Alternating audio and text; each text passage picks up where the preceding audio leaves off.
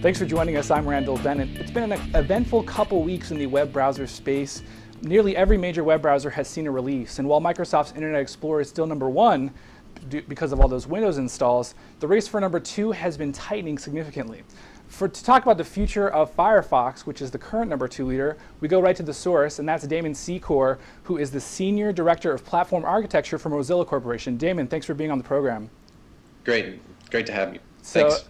We have a couple questions for you. Let's start off with the first one, the one on everyone's mind, and it's Chrome. People have been saying, it's kind of a strange bedfellow partnership between, Google, who provides Mozilla's revenue, and Google creating its own web browser. Now Google's seen as kind of a rival for Firefox. Do you see Chrome as a rival, or is that something that you don't see? Well, it's definitely competition, and our opinion on that competition is it's great that we have multiple browsers out there, and it's really important to have that competition to push the web forward. So the Chrome and the V8 guys are doing a great job, and we encourage them to keep pushing us because as they improve their performance, we have to improve ours. So that's a great thing for the web, and it's a great thing for users in general. Who do you see as your biggest competition? Is it Chrome, or do you see someone like Apple with Safari, or even the Opera guys? Do you see who is your biggest competition? I don't know if there's really one single source of the biggest competition. The more browsers, I think, that are out there that are basically continually pushing new features into the web and onto the web, that in itself is competition. And I really can't say that there's one single source, just because each one is so different. The Chrome guys have got a great JavaScript team, and Safari's got some great features too. So we're going to look at each one of those and basically figure out which features we like the most, and hey, and we're going to do our own analysis and see what we think too, and maybe put some of those in ours, and I'm sure they're doing the same for us. So one of the things I keep hearing, whether it's like Kerr Thomas over at PC World or different people, keep bringing this idea up that somehow Mozilla is shifting from its position as the geek browser of choice. How do you respond to that criticism? I don't know. I definitely, it probably is, the geek browser of choice right now still, but it's also becoming a lot more mainstream. I think, when your parents start calling you and saying they're using Firefox, it's a sign. Yeah. and it's starting to happen too a lot more in businesses as well. You're seeing more corporations adopt Firefox as their default browser. So I think that's a good thing. And what's your priority to kind of keep Firefox moving forward with all this competition? Is there something where, it seems to me that Google's taken the approach, more processors means multi-core support. Safari's kind of this like, let's do cool multimedia, weird, start pages, whatever. What's Mozilla's, in your view, the thing that Mozilla needs to focus on to continue being number two or becoming number one? Right. So it's really continued innovation. We're participating in a lot of open standards bodies to basically add open standards-based features. A good example of that is like the Chronos Working Group and the new 3D features that we're trying to push forward onto the web. So that's going to enable some much richer applications to take advantage of hardware acceleration, to do actual 3D hardware acceleration within the browser. So that's going to enable a whole new breed of applications on the web. So that's exactly how we're going to push forward, is just on the open standards work and keep adding as many features as we can. Let's bring in a third person to ask a couple questions. We have Eric Krangle joining us from Silicon Alley Insider. Eric, you got a couple questions, don't you? Yeah, thanks for having me on, Randall. I'm just curious, we haven't really talked much about Microsoft's Internet Explorer 8. I'm just wondering, from Mozilla's standpoint, is there anything in there that's really exciting? Is it more of the same? Does it become, in your opinion, a better browser? Is it more competition for Mozilla?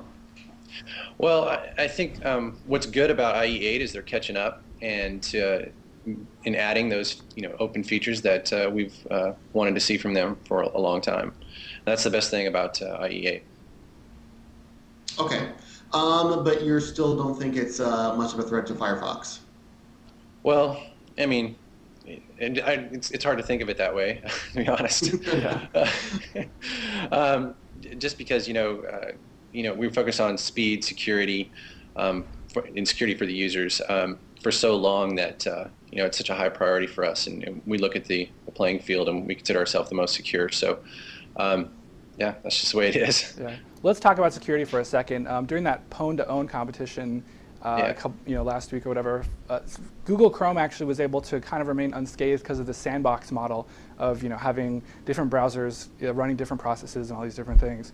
One of my Twitter followers actually had asked, is that something that you see as a priority, as kind of to increase security and multi-processor support, kind of adopt something similar to that, or do you think that there's a different solution in architecture? Well, there's definitely different solutions in architecture here, and we're investigating several of them. So you're talking about sandboxing. That's something we're looking at as well. Process isolation. In other words, we're going to isolate plugins themselves into separate processes. Those are high on our priority list, and definitely the multi-core support. We've got to take advantage of that in the future too. And you're going to see more multi-cores in much smaller machines. So. Just the security aspect of that is one thing, and then also leveraging some of that hardware to make sure that we're using. Chip in for a second. With Chrome's success in pwn-to-own, was it, do you think, more for the multi-core, or just because it's new, it's people haven't worked with it that much, hackers haven't been tooling around with it that much as they have been with Firefox? Oh, yeah, for sure. The longer the code that's been out there, the more access that they've had to that source code for the longer period of time. That just the more study they've managed to put into it. So yeah, I would think that a time-based scenario there, which is basically how much time they had to look at it. It's newer technology. You're not going to know much about it until you actually get time to go dig through it. Eric, do you have any other questions? Yeah, I'm just also wondering, I know that Mozilla is sort of getting in on this European Union antitrust investigation, which seems a little outdated, I guess, to American ears. What would you like to see come out of that? And do you think, right now, is the browser space, is it getting more competitive or less competitive? Because I'm looking at Mozilla's been having fantastic success. Safari's getting a lot of pickup with regard, as people buy Apples. There's Chrome now. Don't you think that sort of aren't browsers the most competitive they've been in a while? Yeah, I would say that the competition there's more competition right now. On the EU thing, I don't really have a comment for that because that's not really my specialty. So, but yeah, I think that the competition is stiffer than ever, and I actually hope that it increases because it really helps motivate us. Well, Damon, thanks. Okay, but what I guess is your wish list then to have the European Union do, just from a Mozilla standpoint? Would you like to see new computers? When you pop in the Windows system, it says which browser do you want? Do you think that would be confusing for users? I don't really want to comment on that because I'm leaving that up to a whole other team that's focused on that. So I wish I could, but I just don't know enough about that situation to really comment. Well, guys, we're out of time, so we have to leave it there. Damon, thanks so much for joining us again on the program, man. I really appreciate it. Of course, Firefox.com for everything Firefox. And Eric, also, thanks for being on the show once again. Our second repeat guest, so there you go. That is it for today's show. I'm Randall Bennett. Thanks for joining us. As always, techv.com for everything TechV. See ya. All right, thanks.